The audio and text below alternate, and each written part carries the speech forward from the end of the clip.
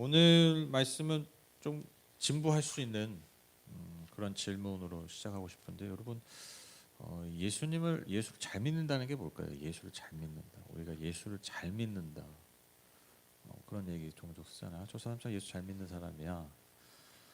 그런 표현. 저 사람 참 예수를 잘 안 믿는 것 같아. 이런 표현도 우리가 쓰잖아요. 그러니까 이게 단지 뭐 신앙이 있고 없고를 떠나서 이미 예수님을 알고 믿고 교회를 다니는데 누군가를 향해서 예수를 잘 믿는다. 누군가를 향해서 예수를 잘 믿는 것 같지 않다.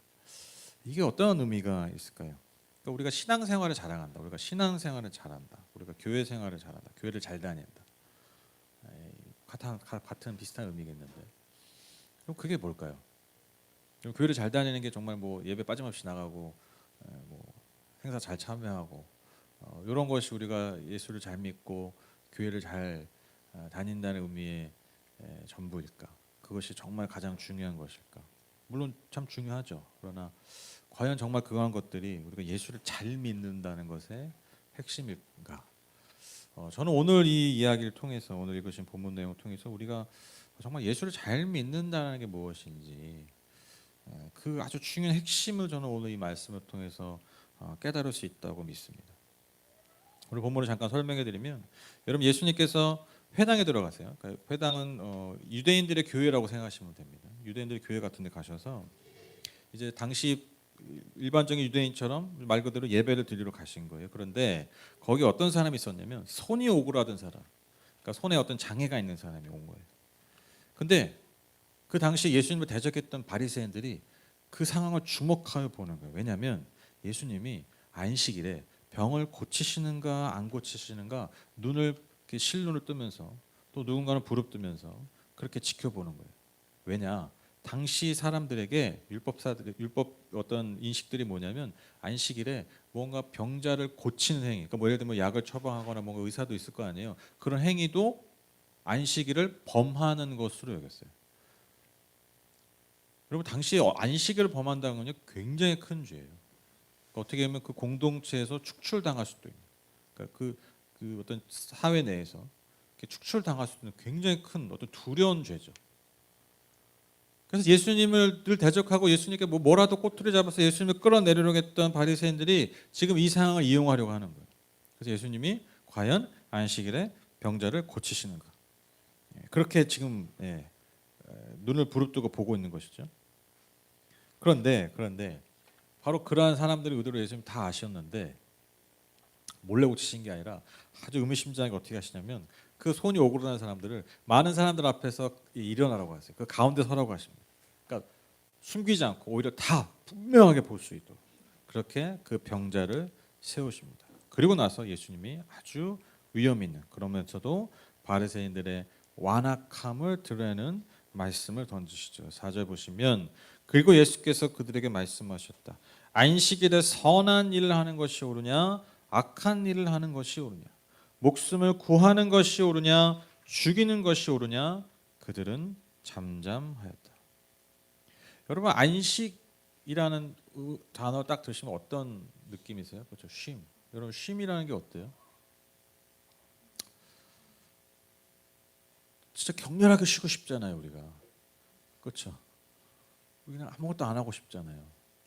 그러니까 쉼이라는 건 참 우리에게 좋은 것이죠, 그렇죠? 안식이라는 건 너무 좋은 거예요. 즉 하나님이 우리에게 안식일을 주셨다라는 것은 여러분 뭔가 우리에게 주신 우리에게 필요한 선물을 주셨다라는 거예요. 여러분 당연한 거지만 여러분 안식이 없으면요 회복이 없습니다. 그렇죠? 우리가 아무리 열심히 살고 아무리 뭔가 잘해도 우리 안에 안식, 즉 쉼이 없다면 우리는 살아갈 수가 없어요. 그러니까 안식은 우리에게 꼭 필요한 시간이고 하나님께서 우리에게 주신 선물과 같은 우리를 말 그대로 살리는 시간입니다. 즉 그 살리는 하나님의 선물과 같은 그 좋은 날에 당연히 선하고 좋은 일, 가장 선하고 좋은 일이 뭐겠습니까? 당연히 어떠한 생명을 살리는 일이겠죠. 그러니까 지금 유대인들, 특별히 바리새인들은 율법 교사들은 그 안식일을 하나님이 주신 그 본래적 의미, 가장 중요한 의미, 즉 우리에게 주신 그 선물, 우리를 살리고 또 누군가를 살려야 되는 그 시간을, 그 귀한 선물을 누구를 죽이는 시간으로 바꿔버려요. 손이 오그라든 사람이 그렇게 살든 말든, 그리고 그 병자를 고치시려는 예수님을 말 그대로 죽이려는 목적으로 안식일을 그 바리새인들이 사용한 거예요. 즉 하나님이 안식일을 우리에게 주신 의미와 그 목적과는 정반대로, 조금 반대도 아니에요. 정말 정반대로 사용했다라는 놀라운 장면이죠. 예수님이 뭐라고 말씀하십니까? 무엇이 옳으냐라는 거예요. 무엇이 옳으냐. 계속 무엇이 옳으냐라고 질문하세요. 그러니까 무엇이 진짜 가장 중요한 일이냐. 여러분 중요한 일이 무엇입니까? 하나님께서 중요하게 계신 일이죠. 정말 중요한 일은 하나님이 중요하게 계신 일이지 않습니까? 즉 바리새인들은요, 율법교사들은요, 하나님이 중요하게 여기시는 그 하나님이 가장 귀하게 가치 있게 여기시는 것보다 자신들의 가치, 자신들의 삶의 가치를 더 우선순위에 두었다라는 거예요. 그러니까 악하다라는 거예요. 니네 날 죽이려고 해. 그래서 악하다는 게 아니에요. 하나님이 우리에게 주신 그 가장 중요한 가치를 자신들의 가치로 다 뒤바꿔 버리는 거예요. 그것이 죄라는 것이죠. 그것이 악한 것이라는 겁니다. 그래서 예수님이 그대로 완악하다라고 했어요. 완악하다. 이게 여러분 바로 왕에게 쓰였던 표현이에요. 바로 왕. 바로 왕 아시죠? 그가 완악해서 하나님이 19가지의 재앙을 내리셨음에도 불구하고 끝까지 저항하잖아요. 근데 여러분 아시죠? 여러분 바로에게 10가지의 재앙이 내려진 건요, 한편으로 보면 10가지의 재앙이 임한 게 아니라 10번의, 아니죠, 9번이지. 10번이구나. 또 나중에 또 쫓아갔으니까 10번이야. 10번의 기회를 주신 거예요. 기회. 우리 같으면 여러분 바로왕이, 내가 하나님이야. 근데 바로왕이 좀 까불어요. 어떻게 하시겠어요? 뭐 한두 번 뭐 까불다가 세 번째는 처리하시겠죠. 그렇죠? 내가 하나님이니까 한 2번 봐주겠지. 여러분 10번의 재앙이 내려졌다는 건요, 바로왕에게 10번의 기회를 주신 것 같아요. 10번의 은혜를 주신 거예요. 그게 완악함이에요. 하나님이 아무리 기회를 주셔도, 하나님이 아무리 은혜를 베푸셔도 자신들의 가치, 자신들의 뜻을 끝까지 관철하려고 했다. 그 바로왕, 즉 이스라엘 민족을 죽이려고 했던 그 바로왕에게 쓰였던 표현이 여러분 그대로 지금 이스라엘 백성들에게 쓰여지고 있어요. 그들이 똑같이 완악하다라는 거예요. 하나님의 은혜를 계속해서 거절했다라는 것이죠.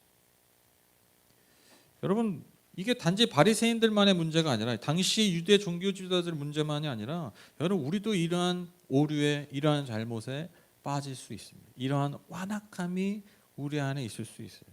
즉 나의 종교적인, 나의 감정, 나의 지식, 나의 경험, 나의 사상, 이러한 것들에 우리의 눈이 가려져서 우리가 정말 하나님이 우리에게 주신 선물들을, 그 선물의 가치를 발견하지 못할 수 있다. 제가 그래서 참 제가 신앙생활하면서 이 신앙생활하면서 교회를 보면서 신앙인들을 보면서 소위 말하는 믿는 사람들을 보면서 정말 이해가 안 되는, 정말 진짜 잘 이해가 안 돼요. 이게 풀리지 않은 숙제. 그게 뭐냐면 우리는 너무 하나의 은혜 강조하잖아요. 근데 은혜가 뭡니까? 조건이 없는 거잖아요. 그러니까 내 존재 자체 하나님 날 사랑하시고 나에게 구원을 베푸시는 거예요. 그러니까 조건이 없어요. 근데 이게 좀 뭔가 이렇게 좀 생기고 뭔가 갖춰지고 하면 뭐 이렇게 자꾸 조건이 붙어요. 예수를 믿으려면, 진짜 신자가 되려면, 너희들이 정말 좋은 신자가 되려면. 그래서 여러분 생각해 보세요. 우리는 좀 그들과 같은 배를 타지 않았다고 여기지만, 근데 세상이 보는 관점에서, 세상 사람들 보는 관점에서 지금 교회 내에서 나오는 많은 대외적, 대사회적 메시지가 다 뭐냐면 니들 다 잘못됐다는 거예요. 다 문제가 있어. 그래서 우리 너희가 함께 할 수 없기 때문에 니들이 뜯어 고쳐야지 니들이 우리 안에 들어올 수 있다는 메시지예요. 잘 생각해 보세요. 지금 대사회적으로 세상 사람들이 듣는 메시지 거의 다 그런 거예요. 막 집회하고 막 하잖아요. 막 교회 이름으로, 예수님 이름으로, 하나님 이름으로 막 하잖아요. 근데 그게 잘 보면 다 그거예요. 니들이 다 잘못되어 있는데, 그래서 니들이 하나님 안에 들어오고 우리랑 뭔가 같이 하려면 니들 다 그 뜯어 고쳐야 돼. 그래 우리와 함께 할 수 있어. 아니면 뭐요? 다 심판이야. 다 죽일 놈들이야. 다 사탄이고, 다 사탄이라고 그러죠. 우리랑 반대하면 다 사탄이야. 예수님 안 그러셨잖아요. 예수님을 반대한다고 예수님 뭐 그 당시 죄인이라고 했다고 여러분 니들 뭐 죄인이고 뭐 사탄이고 막 이렇게 안 하셨잖아요. 오히려 그들을 품으시고 그들에게 다가가셨잖아요. 조건 없이 삭개 오고 뭐고 뭐 죄인들이고 뭐고 세리고 뭐고 심지어 창녀들도.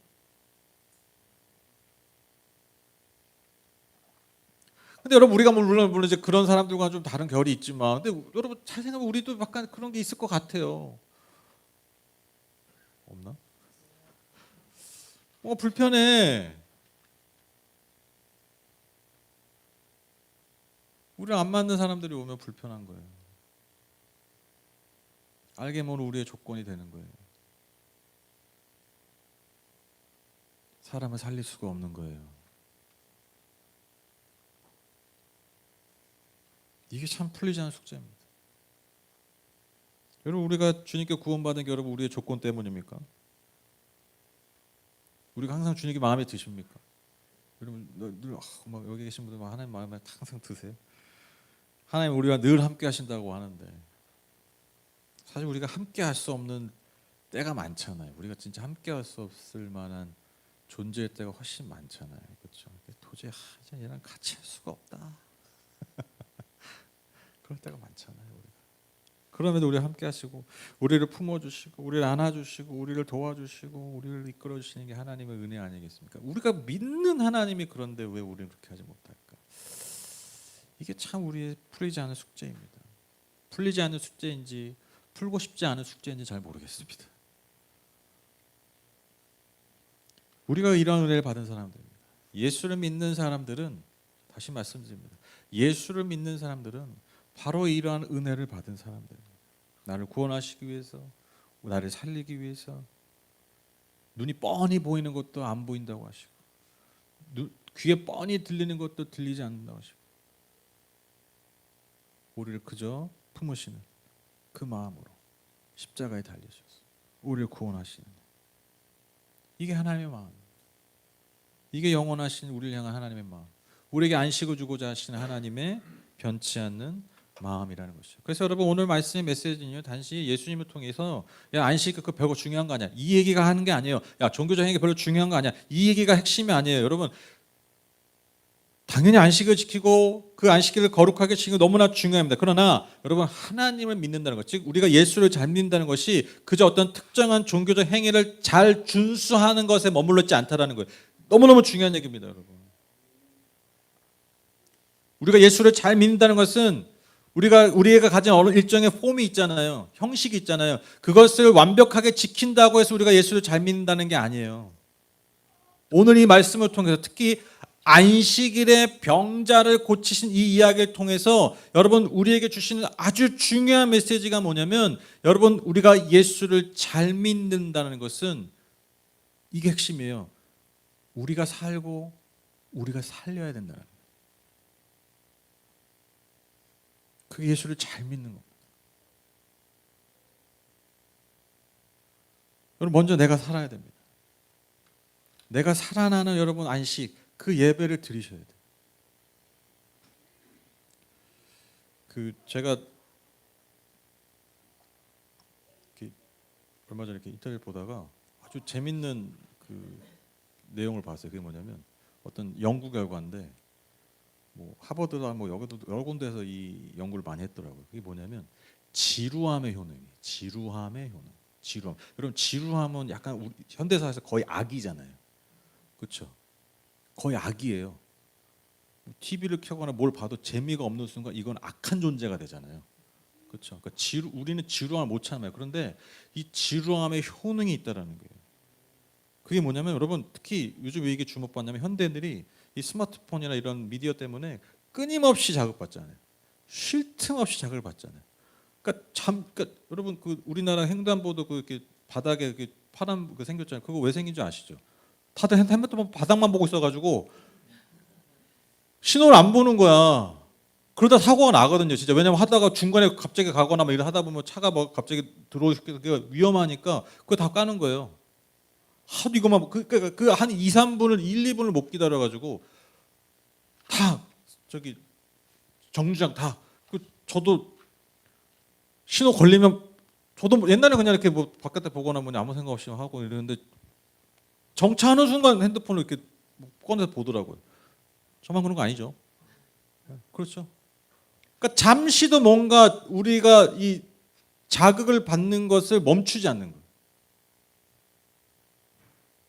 근데 여러분, 이 지루함의 이 효과가 뭐냐면 여러분 뇌의 기능 중에 그러니까 뇌가 여러 가지 기능이 있는데 중요한 우리가 뇌가 해야 되는 게 뭐냐면 그러니까 우리 존재가 해야 되는 게 뭐냐면 뭔가 깊이 생각하고 뭔가 자신을 돌아보고 자신을 인식하고 그래서 나와 타인을 공감하고 그리고 나를 조절하고 뭐 어떤 감정들 이런 것도 조절하고 그리고 뭔가 그 창의적인 새로운 생각들 그냥 관성적으로 생각하는 게 아니라 뭔가 새로운 생각들 창조적 생각들이 떠오르는 그러한 역할을 하는 그 뇌의 기능이 있는데 여러분 그 기능이 언제 활성화되냐면 지루할 때래요. 그러니까 뭔가 자극이 없을 때. 그러니까 정말 말 그대로 멍하니 있을 때 아무것도 안 하고 멍하니 있을 때 뭔가 나를 돌아보고 나를 인식하고 뭔가 조절하는 기능, 감정이나 이런 것들, 타인과의 감정의 공감들, 공감 능력들, 그리고 새로운 생각들. 그게 언제 이 뇌가 활성화되냐면 역설적으로 아무것도 안 할 때. 그러니까 뭔가 자극이 있고 하면요, 계속 거기에 반응하고 뭔가 해결하고 이가 뇌만 돌아간다. 그러니까 나를 돌아보는 시간이 없는 거예요. 그래서 제가 얼마 전에 여러분 혹시 뭐 보신 분 있어요? 그 MZ 세대들 뭐 표정 이러잖아요. 뭐 드시겠어요? 그러면 MZ들이 제가 눈이 작아서 잘 표현이 안 되는데 눈을 이렇게 크게 뜨고 그냥 멍하니 본대요. 왜 뭐 한참 그 밈 돌았잖아요. 아시죠? 뭐 질문하면 애들이 뭐 근데 저도 장사하면서 애들 약간 그런 거 느꼈거든요. 뭐 질문하면 순간 약간의 정적이 있어. 그 내 말 못 알아듣나? 그러니까 어려운 말이 아니거든요. 근데 제가 그 밑에서 장사할 때도 초등학생들 특히 코로나 때 그랬어요. 코로나 중간에. 코로나 전에 그 정도는 아니었는데 애들이 이렇게 기본적인 소통이 안 되는 느낌? 진짜 그런 게 있었거든요. 근데 그게 요즘 MZ세대 특징이라는 거예요. 뭔가 이렇게 전 세계적인 우리나라만이 아니라. 이거 보니까 이해가 되더라고요. 난 그거 너무 과장된 거 아니야? 그런 생각했거든요. 그러니까 약간 인식이 떨어지는 거야. 공감이 떨어지는 거예요. 왜? 늘 자극 가운데 있어가지고. 활성화가 안 되는 거예요. 뇌의 기능이.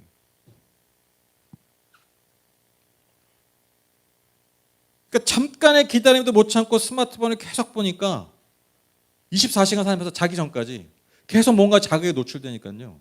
자기를 돌아보고 제가 지난주에 말씀드렸죠. 우리의 삶이 진짜 중요한 건 자기 객관한데 나를 돌보고 나를 제대로 아는 것이 되게 중요한데 그러할 시간이 없고 시간이 없는 게 아니라 그런 능력이 점점 떨어지고 있다는 거예요.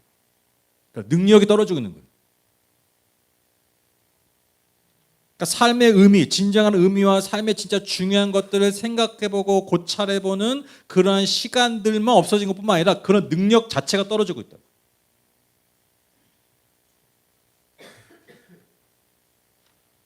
그래서 제가 이 지루함의 효능을 탁 보고 나서 제가 정말 할렐루야 했어요. 왠지 아세요? 예배가 지루한 이유가 다 있는 거예요. 우리 예배 지루하잖아요. 물론 이제 제가 여러분 안 지루하시기에 제가 그냥 연기도 많이 하고 막 이렇게 농담도 많이 하려고 하거든요. 근데 왜냐면 제가 지루한 걸 못 참아요. 근데 여러분 지루한 은혜가 예배인 거예요. 그러니까 세상의 자극 이거에 멈춰서서 우리가 일주일의 삶 가운데 이 1시간 반, 이 한 2시간만이라도 우리가 원하는 자극이 아니라 정말 멍하니 때로는 그냥 아무 생각 없이 아씨 오늘 왜 이렇게 찬양이 저래 오늘 말씀 이렇게 지루해 그러다 왜 이렇게 멍하시 솔직히 말하면 여러분 제가 설교할 때 중간에 딴 생각하실 때 있잖아요. 있죠. 필요하다는 거예요. 여러분 제가 우리 예배 1시간만 드리는데 제가 저희 예배 가운데 제일 좋아하는 시간이 뭔지 아세요? 제 개인적으로 종칠 때예요. 진짜요. 그 3번 종칠 때. 지금도 어려워요. 이게 종치기 쉽지 않아. 일정한 레벨로 치는 게 쉽지 않아. 이게 아직도 잘 안. 이게 몇 년을 지금 코로나 때부터 아마 했던 것 같은데. 제가 그 시간 왜 좋은지 아세요? 지금도 제가 그 시간이요 되게 어색해요. 그 정적. 여러분 안 그러세요? 저는 그러거든요. 적응이 안 돼요. 뭔가 되게 이 순간의 정적이 어떻게 보면 긴 시간이 아닌데 길어봤자 한 2분 될까요?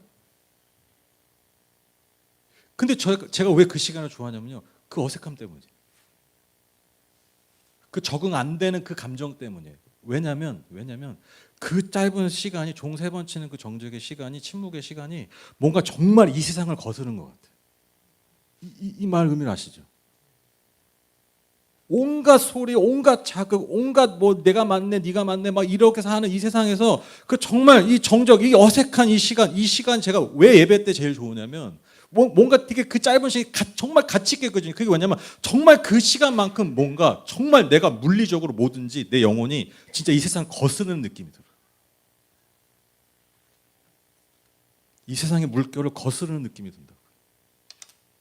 이 세상의 속도를 멈추는 것 같아.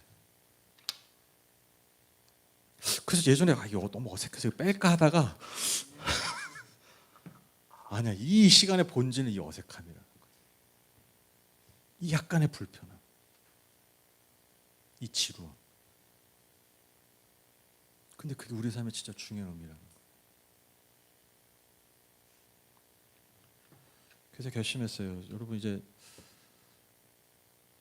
제가 이제 정색하고 설교하겠습니다. 이것도 없어. 이게 또 재밌는 거죠 지금. 지루하게 해볼까 지금 설교를.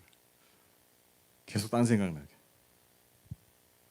그리고 여러분 지루함의 효능 중에 하나가 뭐냐면요. 아까 제가 말씀드린 창조력이 발휘됩니다. 뭔가 우리 안에 창조성이 발휘되는 시간이 여러분 지루할 때라는 거예요. 여러분 그 악동 뮤지션 아시죠? 굉장히 창조적인 아주 유명한 뮤지션이잖아요. 아시죠? 뭐 워낙 유명하잖아요. 그분들이 저기 선교사 자녀인 거 아시죠? 몽고 선교사. 홈스쿨링 했잖아요. 근데 그 홈스쿨링이 다른 게 아니에요. 돈이 없어가지고 홈스쿨링한 거예요. 그 선교사님이 간증하셨어요. 그러니까 후원을 받는데 그 일반 학교는 당연히 못 가고 국제학교를 가야 되는데 국제학교 갈 돈이 없는 거야. 그래가지고 뭐 대단한 뭐 어떤 뜻으로 한 게 아니라 진짜 돈이 없어가지고 정말 그냥 진짜 지지로 공사하고 살았대요. 집에서 그래서 홈스쿨링 한 거야. 뭐 체계가 있었겠습니까? 그러니까 애들이 뭐 할 게 없으니까. 할 게 없으니까 그냥 기타 치고 뭐 이렇게 놀고 음악하고 하다가 노래 만들고 그러다가 지금 그런 아주 뭐 가장 어떤 우리나라 뮤지션 중에 창조성이 아주 뛰어난 뮤지션으로 인정받는 게 악뮤잖아요. 악동 뮤지션 그게 지루함의 효과라는 거예요. 지루함의 효과. 제가 이걸 또 언제 깨달았냐면 제가 저희 일본 아이들 선교 데려갔을 때 일본 선교 가면요 아이들 핸드폰 다 수거합니다. 갈 때 줘요. 애들 못 놓고 갔죠. 그냥 일주일 내내 우당탕탕 하하하 호호호 껄껄껄껄 그러고 보내다 와요. 진짜로. 못 참아 지루한 시간을 지들이. 그러니까 뭐라도 하는 거야. 생각해내서. 뭐라도 재밌게 해요. 그러니까 제가 말씀드렸잖아요. 예전에 시온이 처음 어릴 때 초등학생일 때 시온이 처음 들어갔을 때 막 밖에 놀아요. 근데 제가 밖에 딱 복도 나가는데 시온이가 막 계단 구닥구닥 내려가면서 뭐라고 했는데 와 스마트폰이 없는데 이렇게 재밌다니. 진짜 그랬다니까요. 내가 그 말이 잊혀지지가 않아요. 지 혼자 막 얘기하는 거야. 물어본 것도 아니야. 막 놀다가 스마트폰도 없는데 이렇게 재밌다니.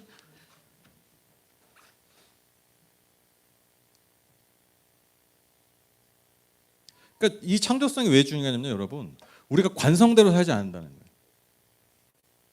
늘 갇혀있는 생각에 파묻혀 있지 않다라는 거예요. 여러분 사실 이게 응답 아니에요? 우리가 생각하는 깨달음. 응답이라는 게 그렇잖아요. 뭔가 내가 늘 생각하고 있던 거. 늘 그렇게 생각했던 문제. 늘 그렇게 바라보던 시각이 아니라 다른 시각에 열리잖아요. 여러분 우리가 예배 때 받는 은혜가 그거 아닙니까? 우리가 보통 정말 깨달았어. 은혜 받았어 라는 순간 잘 보시면요. 바로 그러한 우리 안에 묻혀진 창조성이 발휘될 때예요. 그러니까 다른 시각과 다른 생각이 우리의 생각을 새롭게 할 때.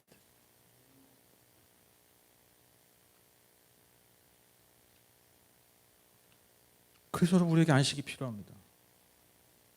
이 세상의 속도와 이 세상의 방향을 거슬러서 이 세상의 자극을 우리가 멈춰서서 어떻게 보면 우리의 육체와 우리의 정신은 때로는 어떻게 보면 지루할 수도 있는 여러분 이 시간이 필요한 거예요.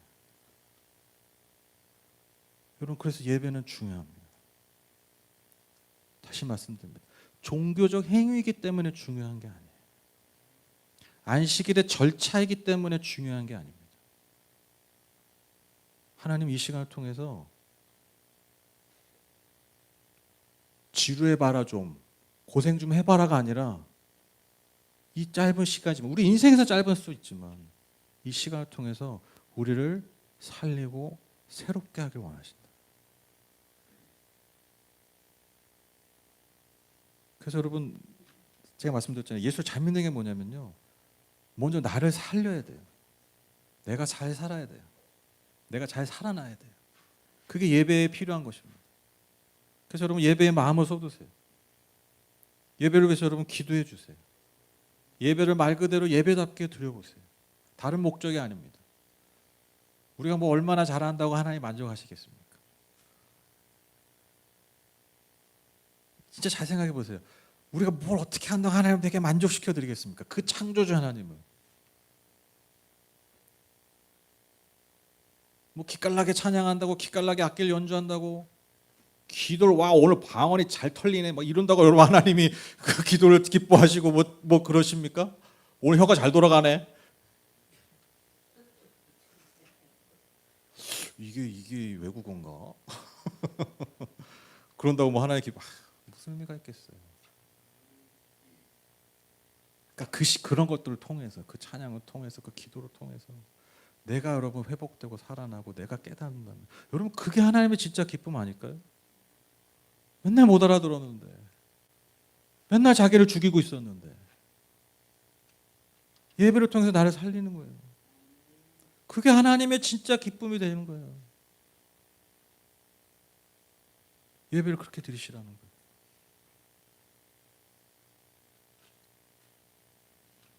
마지막입니다, 여러분. 그래서 우리를 통해서, 이 예배를 통해서, 그래서 누군가를 또 살려야 됩니다. 그게 우리의 가장 중요한 교회의 목적입니다. 이걸 잃어버리시면 안 됩니다. 우리의 모든 기도, 우리의 모든 예배, 우리의 모든 찬양, 우리의 모든 봉사, 우리가 드리는 모든 헌신, 헌금, 말씀의 순종, 예배당 내에서의 모든 활동과 예배당 이후에 예배당 넘어선 모든 활동을 통해서 하나님 우리에게 원하시는 게 무엇이냐? 그래서 다시 너가 누군가를 살리라는 것. 이 이외에 다른 목적 없습니다. 다른 더 중요한 가치가 없습니다. 여러분, 살아난 나를 통해서 누군가의 생명을 살리는 일에 여러분의 생명을 드리세요. 그런 호흡으로 사셨으면 좋겠어요. 내게 주신 그 호흡을 누군가에게 새로운 숨을 넣어줬어요. 오늘 예수님이 이렇게 하신 거죠. 이만한 가치가 없습니다. 제가 삶과 사람들, 제가 직접 아는 사람이든 아니면 간접적으로 아는 사람이든 아니면 그냥 말 그대로 내 눈에 미디어나 이런 데서 보는 사람들, 수많은 사람들, 수많은 성공을 했다고, 뭐 어떤 대단한 업적을 이뤘다고, 그 모든 사람들, 그런 메시지를 제가 한번 다 주의 깊게 봅니다. 근데 여러분, 그 메시지들을 제가 다 취합해 봤을 때, 제 나름대로 다 취합해 봤을 때 하나같이 한 얘기가 뭐냐, 정말 하나같이 한 얘기가 뭐냐, 우리가 그토록 원하는 성공, 그토록 원하는 성취가요, 그걸 정작 이룬 사람들은요, 이룬 순간 의미가 사라진대요. 다 하나같이 그렇게 얘기해요. 그래서 또 다른 걸 위해서 또 다른 가치들을 발견하는데, 정말 하나같이 그러더라고요. 여러분, 100억을 위해 살면요, 정말 100억을 모으면요, 그래요. 100억을 모으면요, 1000억이 보여요. 다 하나같이 얘기해요. 인천에서 제일 좋은 아파트 사면요, 여러분 이제 인천을 뜨고 싶어집니다. 일단 강남 좀 너무 까마득해. 이제 뭐 일산, 더 나면 분당 들어옵니다. 분당 가면, 여러분 분당의 사람들이 다 무슨 하나 같은 마음을 삽니까? 조금만 올라가면 되는데. 근데요, 내가 감사한 삶, 내가 정말 만족하는 삶을 사는 사람들의 간증들이나 이야기들, 스토리들 보면요, 여러분 그 이야기를 잘 이렇게 보면요, 그 가치가 어디 있냐면요, 무언가를 살리는 삶을 살 때. 여러분 정말 제 얘기 듣고 한번 사람들 얘기 한번 들어보세요. 정말 제가 지금 한 말을 듣고 간증이고 뭐고 한번 다 들어보세요. 간증, 예수 안 믿는 사람들도 삶의 그 진정 의미를 발견하는 순간들이 언제냐 한번 잘 이 이유를 한번 다시 들어보세요. 제 말이 무슨 말인지 그럼 다 이해하실 거예요. 생명을 살리는, 생명을 돌보는. 역설적으로 이것이 나에게 더 이거보다 중요한 삶이 없다라는 거예요. 남을 위한 삶 같지만, 다른 생명을 위한 삶 같지만, 사실 그게 나의 생명을 위한 삶이라. 그걸 보여주신 분이 누굽니까? 그게 예수님. 이보다 더한 삶이 없잖아요. 다 십자가 메고 죽으라는 얘기가 아닙니다. 생명을 위해 사시라는 거예요. 오늘 예수님이 그렇게 하신 거죠. 저와 여러분이 그렇게 하신 거죠. 우리 교회가, 우리 모든 성도님들이 예배를 통해서, 하나님을 통해서, 그 만남을 통해서 매일매일 새롭게 살아가는 저와 여러분 되셨으면 좋겠습니다. 생명을 얻되 풍성하게 살아가는 저와 여러분 되셨으면 좋겠어요. 그리고 그 삶을 통해 또한 생명을 살리고 생명을 돌보는 저와 여러분 다 되시기를 주님의 이름으로 축복합니다. 여러분 이게요, 예수 잘 믿는 거예요. 이게 예수 잘 믿는 거예요. 기도하고 마치겠습니다.